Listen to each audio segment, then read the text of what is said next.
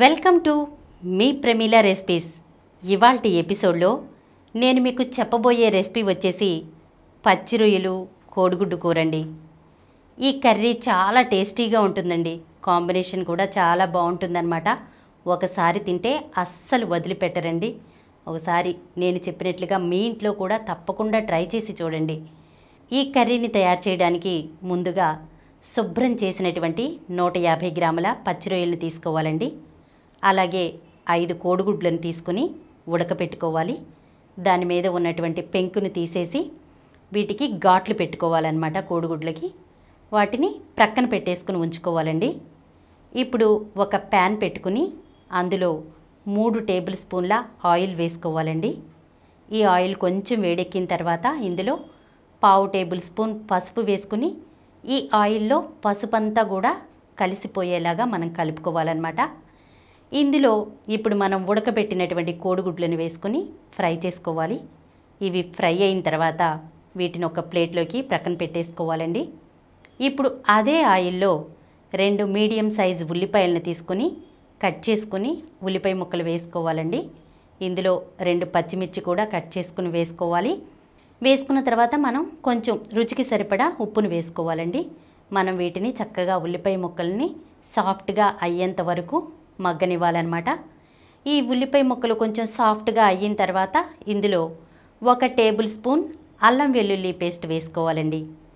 అల్లం వెల్లుల్లి పేస్ట్ని మనం పచ్చివాసన పోయేంత వరకు వేయించుకోవాలండి.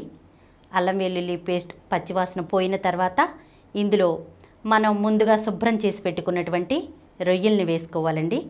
రొయ్యల్ని వేసుకుని మనం ఒకసారి కలుపుకొని మంటను హై ఫ్లేమ్లోనే ఉంచి మనం దీని మీద మూత పెట్టుకుని ఒక 5-6 నిమిషాల పాటు మనం ఈ రొయ్యల్ని ఉడికించుకోవాలన్నమాట.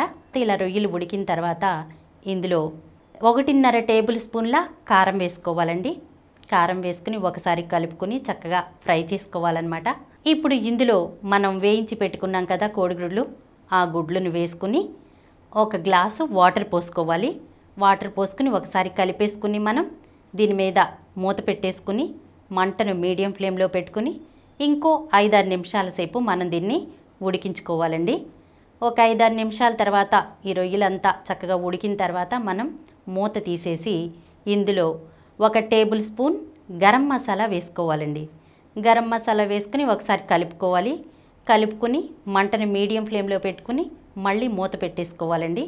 మనం చక్కగా ఆయిల్ పైకి తేలేంత వరకు కూడా మనం ఈ కర్రీని ఉడికించుకోవాలి. కొద్దిసేపటి తర్వాత మూత తీసి చూస్తే చక్కగా ఆయిల్ పైకి తేలి కూర చక్కగా ఉడికిపోయి ఉంటుందండి. ఇందులో చివరగా కట్ చేసినటువంటి కొత్తిమీరను యాడ్ చేసుకోవాలండి. ఒకసారి కలుపుకోవాలండి. అంతేనండి, ఎంతో టేస్టీగా ఉండే కోడిగుడ్డు పచ్చి రొయ్యల కూర రెడీ అయినట్లే. ఇది పిల్లలకు పెద్దలకి అందరికీ తప్పకుండా నచ్చుతుందండి. నేను చెప్పినట్లుగా ఒకసారి మీ ఇంట్లో ట్రై చేసి చూడండి. ఈ వీడియో మీకు నచ్చినట్లయితే మా ఛానల్కు సబ్స్క్రైబ్ చేయండి, లైక్ చేయండి, మీ ఫ్రెండ్స్కి షేర్ చేయండి. ఇలాంటి మరిన్ని వీడియోస్తో మీ ప్రమీల రెసిపీస్లో వచ్చే ఎపిసోడ్లో కలుసుకుందాం.